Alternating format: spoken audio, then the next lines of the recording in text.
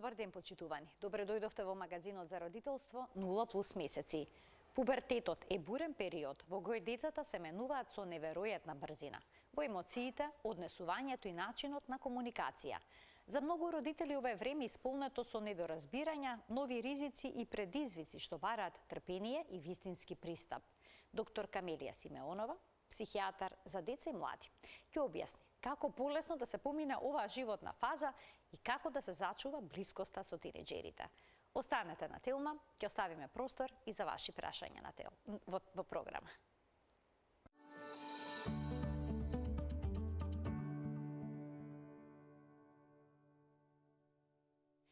За пубертетот и предизвиците што ги носи за тинеџерот, но и семејството. Денеска разговараме со доктор Камелија Симеонова, психијатар за деца и млади во Аџибадем, Систина. Докторке, добре дојдовте во магазинот за родителство и добар ден. Добар ден, Марија, ви благодарам за поканата, поздрави сте гледачи на Телма телевизија.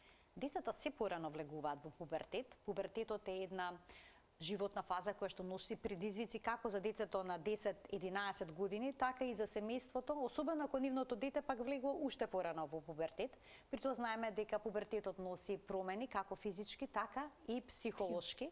И некогаш родителите чувствуваат дека повеќе не си го познаваат сопственото дете. Па зошто се случуваат такви нагли промени? На што се должат тие? Така, многу интересно што, знаете како, пубертетот на вистина во модерно време започнува многу порано од што било претходно. И она кое што можеби родителите се навикнати дека нели адолесцент, односно тинејџер треба да нешто кое што почнува подоцна во животот. И малтене дури родителите користат една многу сладка изрека од памперс веднаш се префрливме на нешто друго. Така што како да просто не постои период меѓу тоа рано развојно детство до тинеџерството. Меѓутоа она кое што најмногу им прави конфузија всушност на родителите, она што велите вие ги затекнува неспремни, е променливото однесување на тинеџерите. И кога мислам на променливо, мислам на оној момент каде што има чувство на моменти родителите дека нивното дете е многу зрело, многу одговорно, многу посветено, имаат моменти кога мислат дека просто како ова да е друго дете. И у основата на тоа се крие една, како да кажам, еден раст на мозокот, кој што не го следи истото темпо, што сакам да кажам. Оној лимбичен апарат кој што е одговорен за емоциите кај адолесцентите, односно кај луѓето генерално, се развива многу побрзо од префронталниот дел на мозокот. И всушност оние емоциите ги доживуваат автентично, меѓутоа контролата касни, заради оној момент што префронталниот дел на мозокот доцни. И всушност тука они не, пошто родителите најдека имаат чувство дека можеби детето како да на некој начин како да прават едно однесување кое што е тенденциозно, како да ги ностоп провоцираат родителите. Барем родителите на тоа се оплакуваат. У суштина тоа е ради самиот развој и самото формирање на мозокот. А кои промени во однесувањето кај тинеџерите се нормални, а што е она што веќе треба да ги загрижи родителите? Така. И ова е многу интересно прашање, Марија, поради тоа што, знаете како, обично, она на кое што најсензитивно реагираат родителите, тоа е на бунтовното однесување. Кога адолесцентот се бунтува, односно нели кога манифестира некој однесување кое што можеби дотогаш не било својствено за него. И она што ги охрабрувам родителите е дека доколку детето започнува да се бунтува, нели ако тоа не е екстремно, тоа е еден сосема развоен концепт. Меѓутоа, доколку детето бунтот го манифестира на многу начини и тоа е нешто што го попречува неговото функционирање, тоа не е нешто што ќе помине, него тоа е симптом во адолесценцијата. А исто така има едно однесување кое што најчесто родителите ниту бараат помош за тоа однесување, а тоа е повлекувањето. И знаете, тие родители имаат едно чувство дека нивните деца се совршени, дека они се супер родители, дека тука нема никаков проблем, дека детето убаво си ја поминува развојната фаза, меѓутоа молкот никогаш не е одлика на адолесценцијата. Од што зависи дали детето ќе се повлече во себе, ќе молчи или пак ќе стане раздразливо и бунтовно? Има ли некој ризик фактори, би рекла, кои што би придонеле за ваков тип на промена во однесувањето? Да, и тоа е многу интересно заради тоа што знаете како, у суштина лутината, бесот, оне екстернализирачкото однесување е секундарно. Зад таквото однесување се крие тага. И што се случува? Тагата значи ранливост. Тагата значи дека ние чувствуваме. И децата во тој период, бидејќи сакаат да се сепарираат од родителскиот систем, они сакаат да се покажат мокни, дека овој пат можат сами. И они ја манифестираат лутината како еден одбрамен механизам, што е буквално на flight freeze момент, значи буквално одбрамен механизам кој што е реактивен и на кој они ја штитат својата јатка всушност, емоциите. И родители кои што во раниот развоен период ги прифаќале тантумите на детето, ги прифаќале и негативните и позитивните емоции, тие деца имаат право да бидат тажни. И они автентично ќе доживеат тагата и ќе покажат дека се радливи и ќе разговараат со родителите. Меѓутоа во семејства каде што тагата не смела да постои претходно, каде што детето не било толерирано кога манифестира фрустрации. Ова дете учи дека ако манифестирам фрустрација, дека нели јас ќе бидам проблем. Системот ќе има проблем. И тие деца најчесто бираат да се повлечат и да не манифестираат никакви симптоми. А во суштина свет лее внатре во нив. Што е проблем? Што е проблем во секој случај. Сега како да се разговара со тинеџер во вакви ситуации, кога се повлекува во себе или пак кога станува раздразлив, или пак ќе ја земам и другата опција, кога постојано одговара со не сакам, не можам, оставиме. Да. И зад тоа не секојаш се крие, пак ќе кажам, една длабока емоција. И во суштина, знаете како адолесцентите наликуваат дека баш има гајле, меѓутоа во основа нив има и како гајле. И тоа е една одбрана и една борба, еден порив дека постоиме на различен начин од нашите родители. И оно кое што вие ме прашавте, нели, како родителите тука да се справуваат, оно кое што стално им го велам, они пробуваат, тоа е многу интересно што они пробуваат да поставуваат правила во овој период. И јас стално велам, правилата се поставуваат можеби порано, заради тоа што ако ја размислуваме за тинеџерството, ја стално правиме на компарација со земјотрес, заради тоа што тоа е нешто, тоа е тло што се тресе, значи тука организмот се развива во милисекунди, тука имаме флуктуации на емоции, имаме секакви емоции што ги преплавува адолесцентот. И тоа не е период кога ние можеме на адолесцентот да му правиме да градиме, знаете како што во земјотрес не се гради. Истиот принцип е зашто го споредувам со земјотрес. Тука треба да почекаме да се стабилизира. Оној момент кога адолесцентот не е опозиционален со нас, односно не вика не или не ни вика или не се бунтува, во тој момент се разговара со адолесцентот и се прашува што чувствува, како чувствува, од каде таа емоција била кај него. Бидејќи најчесто знаете како е сведена комуникацијата меѓу децата и родителите. Што доби сега? Пак доби двојка? Аха, што е тоа сега? И одме со критика. Адолесцентите се јако чувствителни на критика. И она критичко однесување на родителите стално велам дека мора да го редуцираат. Тоа е против адолесцентот. Како да се постапи кога ќе почне ученикот да носи дома двојки? Кога ќе престане да учи? Одбива да соработува? Едноставно нема никаква одговорност, ниту па грижа за училишниот успех. Во таква ситуација, прво кое што нели родителите, пак ќе кажам, се ги познаваат своите деца најмногу на целиот свет и они претпоставувам дека промената ја забележала на многу нивоа. Школскиот успех е усуштина да речам едно од последните нивоа каде што адолесцентот, односно тинеџерот покажува симптом. Значи, он имал пред да нели го игнорира училиштето, он имал и како плејада на емоции. И ако тие емоции не биле препознаени, ова нели е најдраматично и се препознава. Она кој што ги охрабрувам родителите е да се доближат до адолесцентот, да го прашаат како се чувствува и она кое што адолесцентот ќе им го каже, да не го користат утре против него. Бидејќи знаете како многу често тинеџерите ќе се отворат на родителите, ќе им кажат нешто кое што можеби се свесни дека нели погрешиле, го направиле и родителите во следна прилика им го кажуваат тоа, да, ти пак ќе правиш така како тогаш. И автоматски децата се оддалечуваат од родителите, поради тоа што веќе родителот е судија, не е близина, не е топлина, не е сигурност. Значи да не се злоупотребува она што ќе го добиеме како информација. Колку и да не се допаѓа, има начини како да го преурамиме, има начини како да го спакуваме, да му го дадеме на адолесцентот назад, да свати дека тоа не е како што треба, меѓутоа без осуда. А дали строгите правила што некогаш биле поставени во семејството како граница функционираат во овој животен период кај тинеџерите или пак може да создадат уште поголем отпор? Јас стално им велам на родителите, немојте да се споредувате со времето кога вие бевте млади. И јас имам една прилично сериозна мисла околу ова и пошто работам со млади ги анализирам и тоа без разлика што нели можеби ја не сум многу возрастна и поблиску сум можеби до адолесцентите, меѓутоа знаете како, сосема различно сме пораснале ние од тие. Они имаат два света на кои што треба да се допаднат. Реалниот и виртуелниот. Ние кога сме растеле сме имале еден единствен свет. И знаете колку е тешко да се докажувате на два света?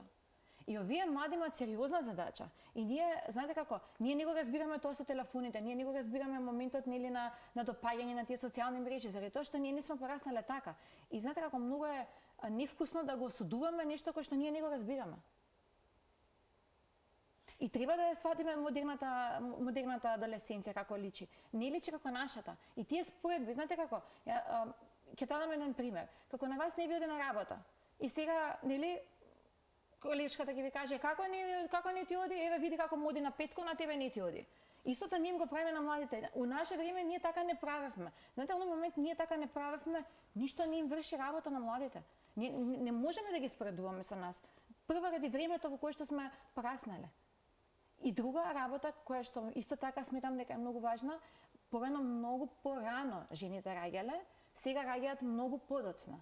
И малтане, оној, да речам, преклимактеричен, климактеричен период кај жена, малтане се поклопува со адолесценцијата. И ние веќе во семејството имаме две развојни кризи.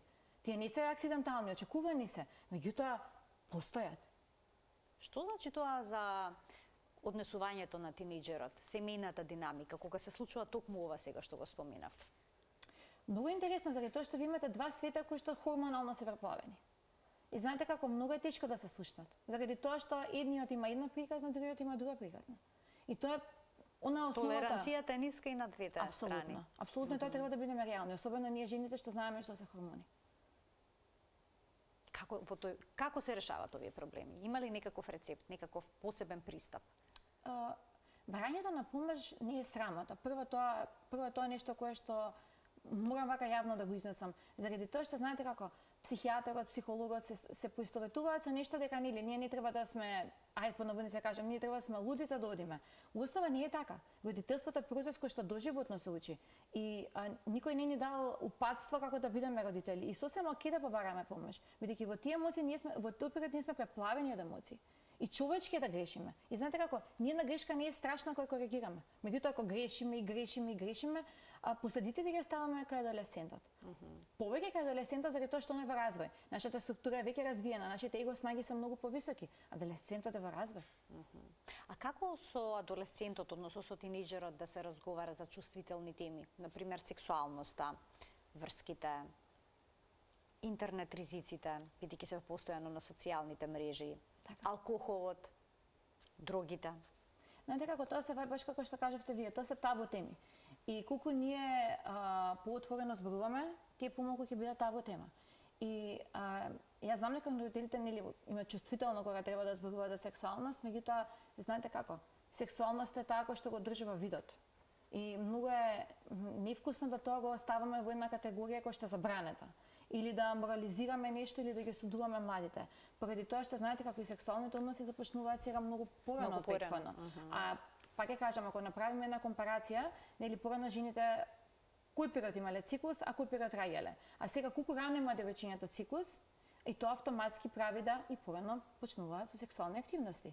Меѓутоа ние како родители, ако разговараме за тоа, ако ги предочиме ризиците, ако не бидеме комфортна зона на која што они може да се подпрат, апсолутно адолесцентот ќе се приклони кон родителот и тоа ќе го споделува. Бидејќи знаете како, ако вие само на вашето дете му кажете немој да одиш таму, немој да се дрогираш, немој да пиеш, тоа немој у период на адолесценција како што секако адолесцентот има не, е дупло не. И тоа не врши работа. Како да се разговара за сексуалност? Мајка со ќерка, татко со син? Тоа обично е така, со истиот пол. И јас се согласувам дека тоа е можеби најлесната задача, бидејќи знаете како прво ние како жени нели и многу малку знаеме како се развива сексуалноста кај маж. Така што многу е поадекватно мажот да разговара со синот, мајката да разговара со ќерката. И да ги објасни оние елементи како се развива целото тело, дека тие промени се природни, дека тие промени се очекувани, бидејќи знаете како децата тоа сега го имаат од социјалните мрежи, тоа не го имаат од нас. И тука е штетата. И тоа е момент кој што исто така е многу важен и кој што треба да родителите да бидат искрени со себе и да знаете како можеби порано културолошки не се разговарало на овие теми, заради тоа што не како да кажам родителствата биле многу поригидни се до тоа. Меѓутоа ние мораме да се адаптираме, нели? Што вика Дарвин, еволуција, значи ние мораме да направиме еволуција. Значи ние мора да го смениме образецот кој што нели можеби го негувале нашите родители заради тоа што они живееле во поинакво време, со поинакви ризици. На сега овие ризици се екстремни, особено социјалните мрежи. Така, има и бројни сајтови на кои што може да се најдат Така е. експлицитни материјали, порно сајтови Така е. и слично. Веројатно и родителите тука треба да предочат што е нормално, а што не. Така е. Така е. И тоа е моментот кога Но то тешко оди. тешко оди. Тешко се воспоставува таа релација Тоа е нешто во што е разговорот. многу приватно, многу чувствително, многу интимно. Меѓутоа, знаете како? Поголема е штетата кога не зборуваме. Заради тоа што оној момент што го кажав со развојот на мозокот на тинејџерот. Знаете како? Нив контролата им доцне на сметка на развивање на емоциите. Оние емоциите ги имаат, контролата немаат. И ако они немаат упатство, многу лесно ќе искочат од контролата. Така што ние сме тука. Ние сме оној момент кој што ги штити децата. Ние сме таа безбедна сигурна зона. И тоа не смееме да го забравиме. Бидејќи во адолесценцијата родителите се чувствуваат дека они се нели отфрлени. Тоа не е така, тоа наликува така. Меѓутоа, во основа, родителот е она, како да кажам, најтоплото нешто кое што може да го има тинејџерот. Родителите обично сакаат да даваат совети. Така е. Но треба ли да научат и да слушаат? Што е поважно сега во овој период, да се даваат совети или да се сослуша? Браво. Да се слуша. Да се слуша. И она кое што во основа недостасува е слушањето. И знаете зашто недостасува слушањето? Заради тоа што има една психодинамика тука, а вели знаете како? Кога ние сме возрасен, а нашето дете адолесцент, преку нашето дете адолесцент ние имаме враќање на нашето тинејџерство. Враќањето на нашето тинејџерство носи многу неразрешени конфликти кои што ние ги негуваме. И знаете како? Секој човек има тие неразрешени конфликти. И на некој начин ние сега имаме двојна корекција. Значи сега имаме дете кој што е хипотетички отфрлачко и елементи на нашата личност кои што не биле разрешени, кои што останале затворени во баш во таа адолесценција. И родителите полесно има да се лутат, па ќе се навратат на оно него да бидат тажни и ранливи. И они бираат да викаат, да го прекинат адолесцентот, зашто кога го слушаат, ги слушаат своите рани. И знаете, никој не сака да зборува за раните. Нема, многу е полесно да се љутиме него да бидеме тажни. А и знаеме некогаш да речеме немој да учиш од сопствените грешки, слушаш што ти кажувам, ама тоа очигледно не оди така. И знаете како? Тоа е многу да, и тоа баш не врши работа, затоа стално верам колаборација, значи мора да се адолесцентот да се договорите. Ако вие само му кажете вака и вака, рачунете дека ништо тоа нема да биде завршено. А ако го прашате што може, што е реално да заврши тоа што му кажувате, јас сум сигурна дека тој ќе го заврши. И тоа ние го правиме низ терапија. Заради тоа што јас имам сосема здрави прави деца кои што доаѓаат, кои што се мои клиенти кои што доаѓаат за буквално за разговор, за чувство на припадност. Заради тоа што хармонијата, односно дисхармонијата дома допринела да детето не е чуено. И јас сум таа која што го слушам. Така што топло препорачувам родителите да имаат подобро развиен слух.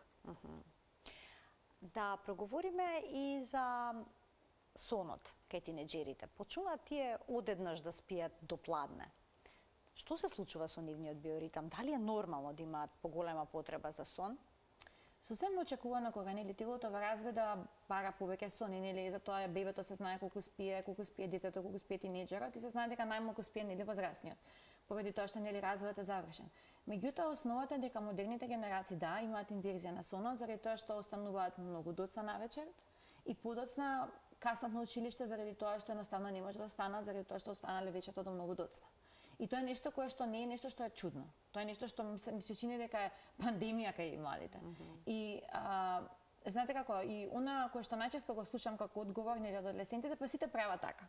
И знаете просто како и родителите дигаат раце и ги пуштаат децата дека сите прават така и некако тоа е патологија која што се усвојува за нормална. Меѓутоа ако мене ме прашувате, ноќниот сон и како е поважен од нели она преспивањето наутро. Сега како да се реши ваквиот проблем? Родителот да го одземе телефонот на тинеџерот? Не, мислам че тоа не оди така, да се така. исклучи интернетот и тоа не е. Да, тоа е казано и тоа мисля че дека не би завршила работа. Она кој што може да се направи е да повторно кажам еден договор со тинеџерот. Тинеџерот сигурно има некои работи кои што многу му значат, кои што многу ги посакува и може да се направи еден договор со тинеџерот. Нели кога ние му го зимаме телефонот, под наводници зимаме, не буквално, ние треба му даваме нешто за возраст, нели? Кога идеме предавница, даваме пари, ама добиваме млеко. Ние мора нешто кога им зимаме да им вратиме на младиве. И во тој случај да со нив направиме на колаборација, што би можеле ние да им понудиме, Да, пример, повеќе се уморат ли во текот на денот, да имаат повеќе прошетка, да имаат, не знам, некоја друга, да речем, активност која што им прави чимни задоволства. Знаете, сите млади се различни, на некого му чини задоволство да слуша музика, на некого му е да оди на концерт. И правиме додобар дека ти кога легнуваш рано, ние правиме ова и ова, ние си имаме јасно поставени граници дома и не го толерираме тоа. Бидејќи знаете како родителите прават една уште поголема грешка, они ги оправдуваат останоците на децата. И тука е еден момент дабл трабл заради тоа што вие на тој начин вие знаете што го учите детето дека што и да направам, јас имам бекап. И тогаш што би се замарал зашто каснам на школа.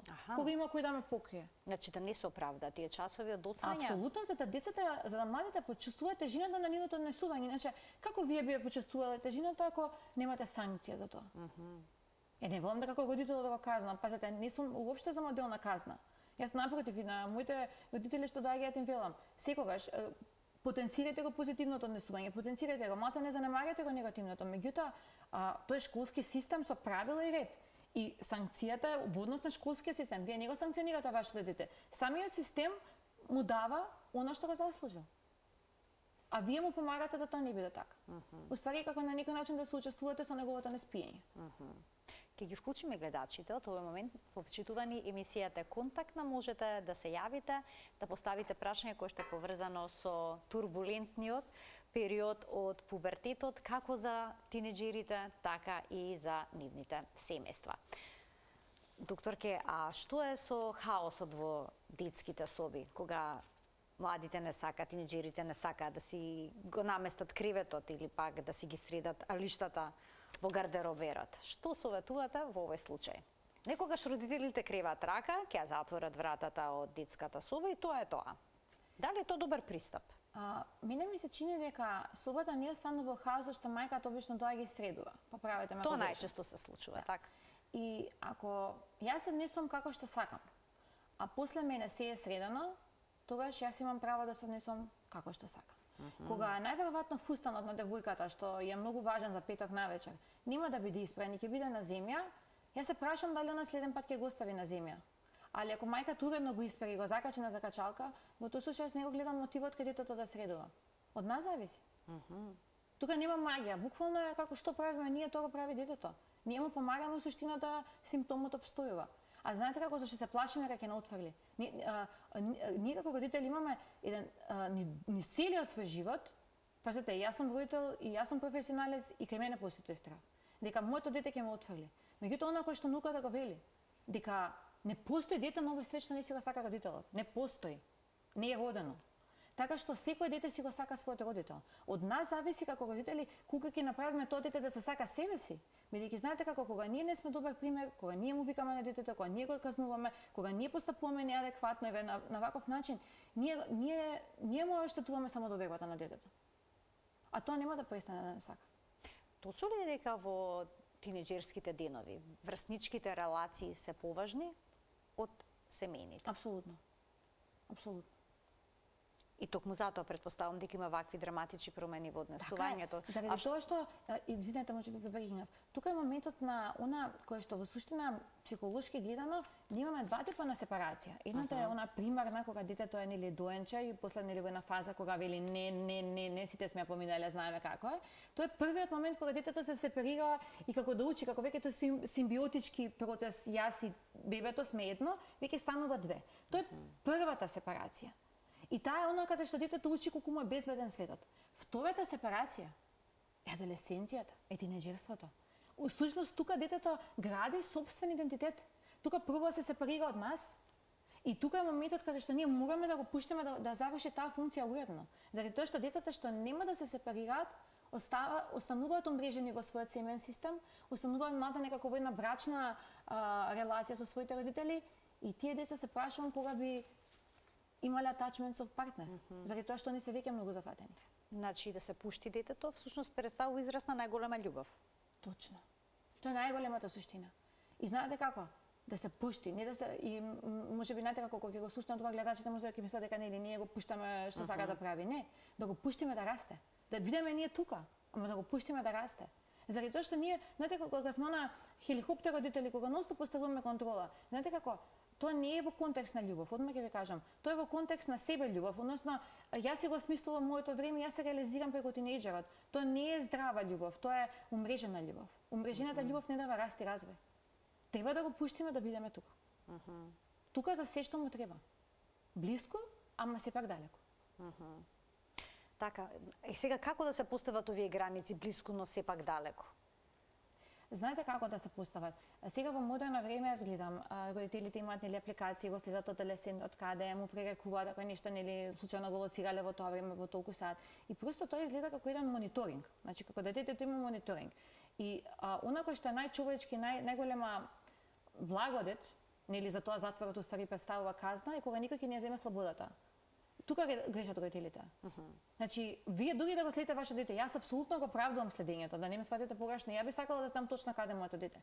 Меѓутоа, оној момент кога гледаме дека нешто се случува, прашате го на поинаков начин. Аха, вечера рековте дека ќе бидете таму. А што се случи? Како си поминавте? Аха, да не отидовте можеби некаде на друго место каде што е поинтересно. Не осудувачки. Аха, ти сами не ми излажа, те видов на навигација таму си. Ме сеќате да не звучи тоа така, него да звучи разбирливо, како ние сме полни со емпатија за нашиот аделесцент и го прашуваме, проверуваме што е тоа што нели него го направило тоа точка А да се придвижи до точка Б, а не да го судиме зашто се придвижило од точка А до точка Б.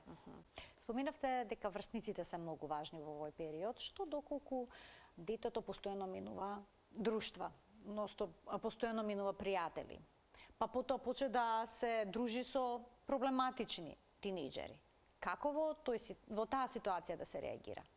Знаете ако се забележи дека е присутно пиењето на алкохол, па постои страф да не... Да, што тоа однесување на често промена, нели, е најчесто кога и родителскиот стил бил променлив. И јас се прашувам што ги изненадува тука родителите. Кога и они биле можеби амбивалентни во процесот на родителство. И знаете како децата кои што имаат правило да пробиваат граници, многу лесно ги пробиваат и друштвата, многу лесно влегуваат и излегуваат. Они немаат страв да влезат зашто знаат дека лесно може да излезат. Тоа се случувало и во родителството. И факт е дека аделесцентот испитува, проверува. И факт е дека ние како родители сме тие кои што даваме на сигурност дека он има право да испитува и не го осудуваме тоа. Се додека нели апсолутно не, ако видиме нели што кажавте тоа вие да злоупотреба психоактивни супстанции, апсолутно дека тука не треба да си играме нели со да пакуваме зборови, тука веќе станува збор за нешто што е ризично за нашето дете и апсолутно реагираме како што треба да изреагираме. Како да се реагира доколку детето е во проблематично друштво? Апсолутно треба да му се да му се разговара, да му се кажат кои се ризиците. Затоа што понекогаш е тој и кул. Да. Точно, во нивниот свет. Така е. И да пробаме прво нели со оној момент да му објасниме на детето кои се последиците, бидејќи знаете како аделесцентите имаат една мисла, ова не може да ми се случи мене. Буквално како да одат на среќа. Као они знаат, можеби ги знаат последиците, меѓутоа друго кога некој ќе им ги предочи на еден поинаков начин, каде што родителот користи примери кои се последиците од такво однесување, каде што знаете како обично тука родителите прво настапуваат ме разочара, со што го заслужив ја ова. Они го го интерактираат како да тоа е нивна грешка. Не е тоа нивна грешка, тоа е системски пропуст заради тоа што тие психоактивни супстанции се достапни на пазарот како ништо друго. И да пробаме да на детето да му поставиме еден нов ред, нова дисциплина каде што он доволно ќе се троши во текот на денот за да не може да користи ноќта за такви работи. И каде што ние ќе го ограничиме неговото движење. И тука е апсолутно одобрено, оправдано да ние му го контролираме движењето. Заради тоа што он веќе е малтане обвинител на клупа. И тука веќе таквото родителство има функција. Меѓутоа родителство каде што нели аделесцентот има некои бели лаги, а ние сме така ригидни, така осудувачки, тука нема поента. Често пати самодовербата кај тинејџерите е многу ниска токму поради социјалните мрежи. Што може да се направи од тој аспект? Како да се зајакне довербата во себе си? Психоедукација. Знаете зашто психоедукација? Заради тоа што тие социјални мрежи користат толку филтри, користат толку следат на вистина нереални. Нереални, да, и убавината станува нешто што е веќе како да кажам имагинарно. И они тежнат кон нешто што е имагинарно, нешто што е илузија, нешто што не постои. И тука мораме ние, па ќе кажам како возрастни, да му предучиме детето дека тоа што го гледа, дека тие содржини апсолутно не се реални. Дека тоа се имагинарни, бидејќи знаете како девојчињата особено нели се преокупирани со физичкиот изглед и они први страдаат во овој процес. Бидејќи знаете како девојчињата се многу почувствителни на убавината него што се момчињата. И тука мораме на нашата кирка да ја објасниме дека едноставно тој струк што го гледа прво технички не постои таков струк. Значи дека тоа е нереална величина. Дека тие очи, коси или дека тие работи белкиња не може да ги има. Значи да се објасни дека тоа се работи кои што се предодадени. Да ја објасни убавината, да објасни пригодата мајката. И верувајте дека адолесцентот и како има капацитет да го прими тоа. Исто така е многу важна популарноста на социјалните мрежи. Да. Проблем е доколку нема доволно лајкови, одреден профил или пак некаков пост. И па тоа е таа борба што ви ја кажав и преска. Они препаѓаат на два света, они треба да се допаднат на реалниот и на имагинарниот. Они имаат сериозна задача. И знаете како повторно ќе кажам, они имаат сериозна задача. И тоа со лајковите е нешто кое што знаете како ако вие му кажете на вашето дете што се грижи за лајковите, па не се важни, оно ќе ви каже аха, мојата соученичка таа и таа, мојата другарка таа има толку и толку и толку, јас немам. И сега лајковите се група на припадност и ние мораме да ги третираме така. За нас возрастните може тоа е илузорно, меѓутоа за нашите деца тоа е свет. И мора да го прифатиме дека тој свет постои, имагинарен е, него гледаме и постои. Знаете како мозокот, него гледаме ама внатре. Мора да сватиме дека постои. Тука се диетите. Се применуваат понекогаш и ригорозни диети. Што ако тинеџерот почне нагло да ја губи телесната тежина? Кога треба да се вклучи алармот? Кога тоа представува проблема, кога е нешто нормално и прифатливо? Знаете како нормално, односно како да кажам, очекувано е кога доколку адолесцентот има некоја да речам тежина која што малку нели над на типичниот body mass index, во таа ситуација нели се преклонува кон здрави навики, тоа е нешто што треба да не радува. Меѓутоа, ако гледаме дека оброците стануваат така рестриктивни, ако детето избегнува да јаде, ако има значаен пат на вагата, ние апсолутно не треба да чекаме нашето дете да изгуби 15 кг па да побараме помош. Заради тоа што тоа е веќе алармантна анорексија. Ние мораме да делуваме во почетокот, во стартот кога препознаваме дека нешто се случува со јадењето. Бидејќи тоа не може да се скрие. Знаете како? Не може да се скрие. Ние сме тука на маса и гледаме што јаде нашето дете. Тоа треба да се следи, значи апсолутно. Внимателно, бидејќи води кон сериозни проблеми. А што доколку тинеџерот одговара агресивно или пак влегува во конфликт со авторитети? Како тука сега да се реагира? И ова е една честа ситуација. Да, зависи за какви авторитети станува збор. Меѓутоа, ако се мисли на авторитети во семејниот систем, тоа е многу очекувано. И обично тоа се случува највеќе меѓу синот и таткото. И тоа е психодинамски многу објаснето, заради тоа што нели машкото дете има просто задача нели да го надмине таткото, како да кажам, нели тој психолошки развој кај момчињата. И они обично пркосат најмногу на таткото. И дури ако, од пример, таткото нешто каже на мајката, они ја бранат мајката во таа машка улога, во таа мажествена улога. И тука обично е тоа природно. И тука не е ништо патологија. Меѓутоа, ако вашиот адолесцент нели се однесува невкусно со професорите и тоа е надвор од семејниот систем, тоа е веќе патологија. Вие напишавте книга Како успешно родителите да се справат со предизвиците на тинеџерството. Промоцијата ќе биде утре. Така. Насловена е Оригами. Символика има во насловот. Така е. Така е и она кое што у суштина и го прави психотерапијата е, јас сум од тие да речам лекари што стварно сакам да доближам психијатријата, менталното здравје до народот, дека не е нешто што е нели не секогаш треба да има болест за да има помош. И у суштина психотерапијата е буквално така, како ние се ремоделираме да извадиме од себе си една подобра форма. И у суштина Ори и Ками е кратенка, односно на японскиот јазик. И Ори значи хартија, Ками значи нешто што се преклопува или дух што не се крши.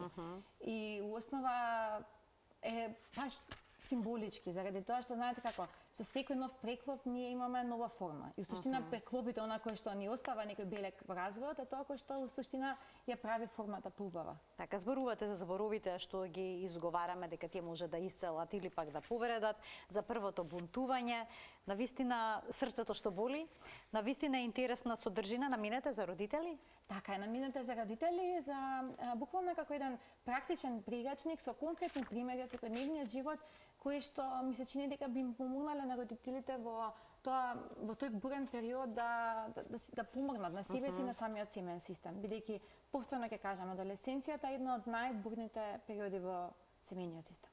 Тоа ве мотивираше да пишувате за адолесценцијата? Зошто токму адолесценцијата беше вашиот избор? Да. Што говори вашето искуство дека тука се буваат најголемите Морам проблеми? Морам да признам дека најголем број на клиенти имам адолесценти и дека нели секогаш ве мотивира она работа која што секојдневно работите нели во пракса. И она што ме воодушевува кај младите е колкав капацитет имаат тие и колку суштина нели ние некои нивни капацитети бидејќи не ги разбираме, ги осудуваме и ги спречуваме. Знаете како да со нашата критика ја спречуваме еволуцијата кај нашите деца. И они имаат страшни капацитети. И знаете, секоја генерација е се поспособна и се поспособна од претходната и ние мораме да умееме да го видиме оно дека оно што е различно не значи дека е погрешно. Повеќето деца денеска како да немаат, не велам за сите, поголемиот дел од тинеџерите кои што сакаат да им се допаднат на врсниците, како да ја губат желбата за докажување во образовниот систем и родителите понекогаш имаат чувство дека тие не ги користат комплетно своите потенцијали. Колку често тоа е причина за некаков конфликт помеѓу родителот и тинеџерот? Јас сум од тие, да речам, особи кои што и како го почитуваат образованието, или тоа се гледа и по мојата едукација, меѓутоа мене ми се чини дека образовниот систем баш и не ги следи технологиите. И оно што се случува, јас до некаде знаете како го разбирам адолесцентот, они имаат многу достапна литература што е онлайн, што е да напишат две информации, не више им скачат 550. Ние сме можеби генерација што треба да отвориме 5 атласи за да видиме информација. Сега ќе влезат на ChatGPT и уште поедноставно. И знаете што се случува? Заради тоа што повторно ќе кажам, школата не ги користи тие технолошки ресурси, а децата се наоѓаат како, знаете како училиштето им станува здодевно. А и тоа е логично, заради тоа што знаете како, ние мора да го приклониме образованието на актуелните промени што се случуваат. И знаете, тие ригидни праци со тие книги, со никаква пракса, нив не им интересна, зашто они се генерации кои што се многу свесни. А ние го осудуваме, нивната свесност ние осудуваме. И тука е суштина на ја што се случува. Повторно ќе кажам, нема поважно од образованието, не постои. Меѓутоа, не смееме да го осудуваме тоа што овие млади генерации имаат многу лесно достапни ресурси. И не може да им се лутиме. Просто знаете како, обично ако се лутиме на нешто такво е нешто што можеби не боли што ние не сме го имали. Така. Обично за кои теми се разговара кога ќе се дојде кај детски психолог или психијатар, кога станува збор за релациите помеѓу родителите и тинеџерите? Бунтот е доминантно, да. И заради тоа што пак ќе кажаме најлесно препознатлив заради тоа што е манифестен. Значи се случува сега тука, тоа е како да кажам цел флуид во семејствата. И да, тука е најголемиот, да речам, најголемата потешкотија заради тоа што овие семејства веќе престануваат да се слушаат и просто све оди на систем на викање, како да високиот тон генерира разбирање во тие семејства што нели е многу погрешно. И тоа е и оној момент уште еден што ми се чини дека е доста чест е за жал со нарушувањето во исхраната. Диети, анорексија, булимија, binge eating, да. И моето последно прашање за денеска е како после пубертетот да се излезе како едно уште посилно и посплотено семејство, а не како противници. Бидејќи понекогаш родителите имаат чувство дека се на војно поле како вистински фронт да е домот. Знаете како? На начин на кој што на нашите адолесценти додека се случува тој земјотрес да им понудиме стабилно тло. Да ние бидеме сигурноста што нив им недостасува. Да не бидеме осудувачки, да имаме разбирање. Така. И магија нема, тоа е тоа. Тоа е тоа. Кога е момент да се побера стручна помош? Кога детето има нарушена функционалност. Кога да не чекаме да таа дисфункција трае, го загрозува функционирањето на детето. Моментите кога гледаме дека когнитивно опаѓа, дека има промена волево нагонско смисла на однесување, повлекување, изолација, викање премногу и сето тоа, апсолутно да се побара помош. Камелија, ви благодарам многу за гостувањето. Што имаш честитки за овој прирачник за родители. Оригами кој што е наменет, значи за сите родители кои што имаат дете во пубертет, кои што имаат тинеџер во својот дом, ви посакувам успех и понатамошен. Благодарам. Почитувани, ова беше се во денешното издание на магазинот за родителство 0+ месеци. Ви благодарам што бевте дел со нас од самиот почеток и ви посакувам пријатен ден.